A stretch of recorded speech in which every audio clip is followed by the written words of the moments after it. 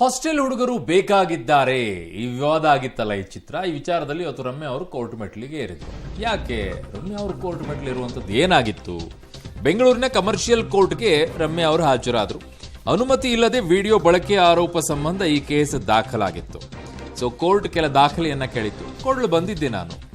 ಪ್ರಕರಣ ಕೋರ್ಟ್ನಲ್ಲಿದೆ, ಹೀಗಾಗಿ ಏನೂ ಮಾತನಾಡಲ್ಲ ಅಂತ ರಮ್ಯಾ ಅವರು ಹೇಳಿದ್ದಾರೆ. ಒಳ್ಳೆ ಕಥೆ ಸಿಕ್ಕರೆ ಮತ್ತೆ ಸಿನಿಮಾಗೆ ಮರಳೋದಾಗಿ ರಮ್ಯಾ ಹೇಳಿಕೆಯನ್ನ ಕೊಟ್ಟಿದ್ದಾರೆ.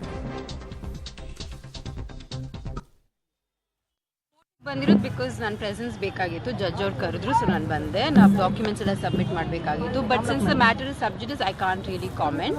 So I have to respect the law. So ಹಾಗಾಗಿ ಇವತ್ತು ಸ್ಟೇಜ್ ಬಂದು ಫರ್ದರ್ ಎವಿಡೆನ್ಸ್ ಆಗಿತ್ತು. ಸೊ ಒಂದು ಅರ್ಜಿ ಹಾಕಿದ್ದಾರೆ. ಅರ್ಜಿ ಹಾಕಿ ಒರಿಜಿನಲ್ ಅಗ್ರಿಮೆಂಟ್ನ ಪ್ರೊಡ್ಯೂಸ್ ಮಾಡೋದಕ್ಕೆ ಅಂತೇಳಿ ಮುಂದಿನ ಡೇಟ್ ಹೋಗಿದೆ.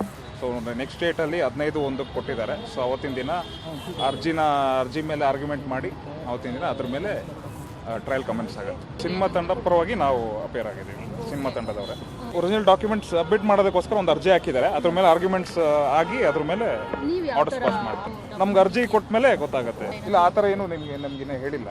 ಅದು ಅರ್ಜಿ ಕೊಟ್ಟ ಮೇಲೆ ಗೊತ್ತಾಗುತ್ತೆ.